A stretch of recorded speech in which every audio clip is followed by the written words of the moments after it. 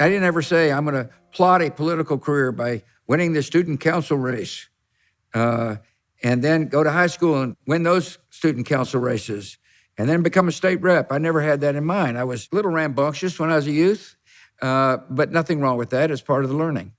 Now, looking back, I can see how each step prepared me for my time in office.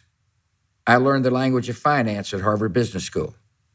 Running a small business showed me how essential a strong work ethic and empathy are. And my experience with the Rangers taught me the importance of connecting with people and being comfortable in the public eye. Each experience offered different lessons.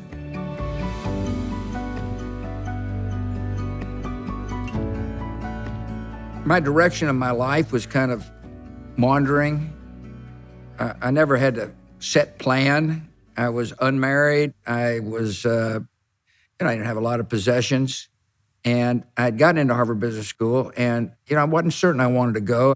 And my dad found out I got in, and we were having dinner. He said, are you going to go to Harvard Business School? I said, I don't know. He said, you ought to think about it because it'll open new horizons for you. And that's what convinced me I should go, and it did. It gave me a toolbox. I learned a lot about, investment and finance and stuff, but my heart really wasn't there. My heart was in being an entrepreneur. And in short, the Harvard Business School gave me the confidence to take risk. But in terms of practical matters, you can only find that beyond academia. You got to get out in the real world and interact with people and set goals and try to achieve those goals.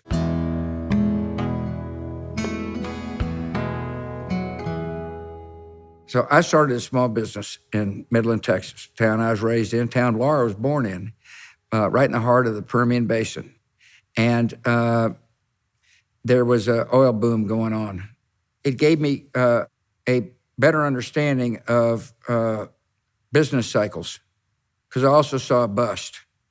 The business environment is not always a stable, predictable environment. It was a good lesson in preparing for the worst, hoping for the best, preparing for the worst.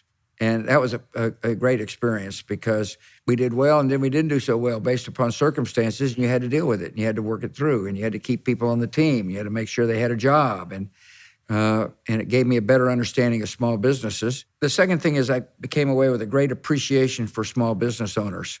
I believe that made me a more empathetic leader, because I'd had those experiences. And when I'd meet with small business people, oftentimes I knew exactly what they were talking about when they talked about their frustrations and struggles. I'm a big backer of less regulation and less taxes on small businesses, because I appreciate so very much the contribution they make to job creation in our country, and it held me in good stead.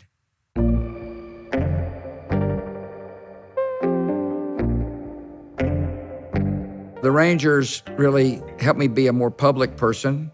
I would do endless Rotary clubs, Lions clubs, selling tickets, going on radio talk shows where it's kind of the beginning for me of the anonymous criticism. People get on the radio and, this is Bob from Irving. When will that idiot get pitching? You can, gosh, soon, Bob. Thank you for calling. Through all these experiences, it all came together when I got into politics. I didn't do this to prepare a route for politics. I was much more a spontaneous thinker than that.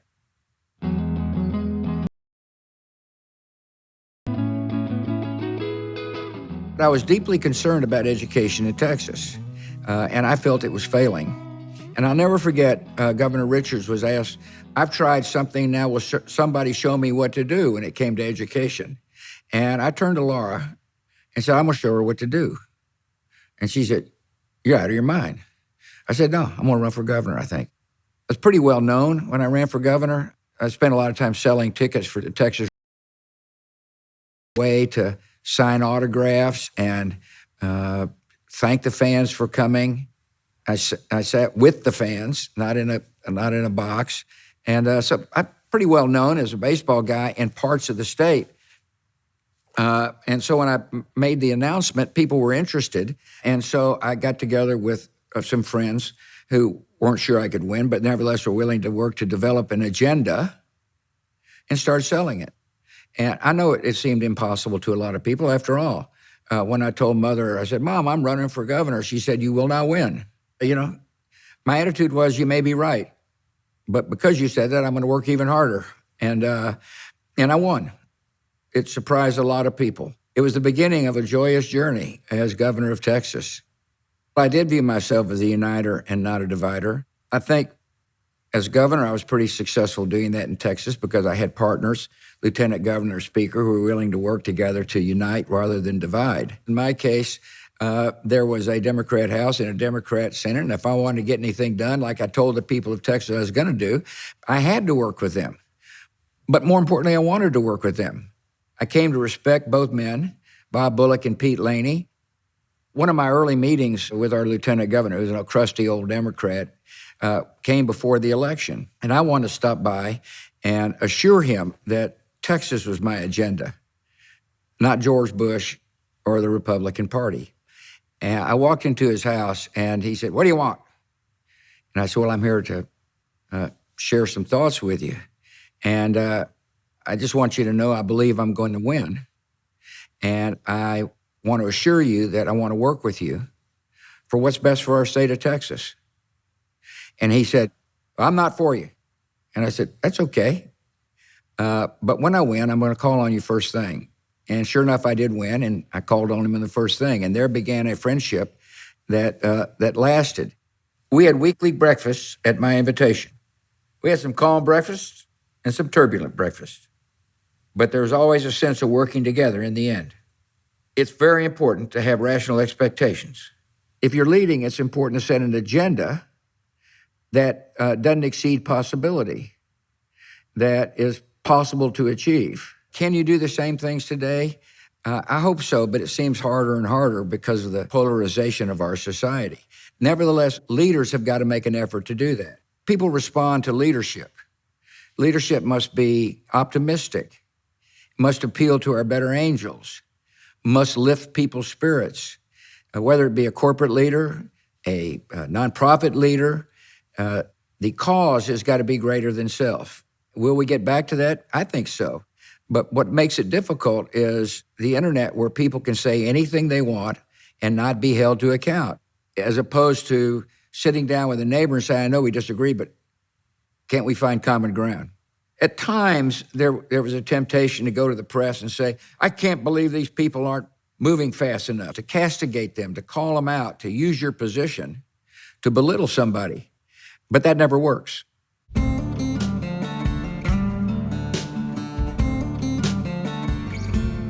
Sure, listen, I've lived with being George Bush's son all my life, and very proud to be his son. Do you feel pressure from all the attention?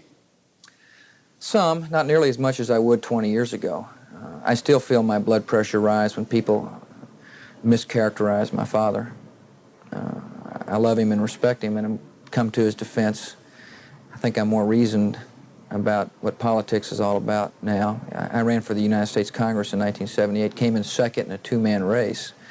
So I understand a lot of politics, but I do feel pressure a little bit. I mean, I was never defensive about being George Bush's son.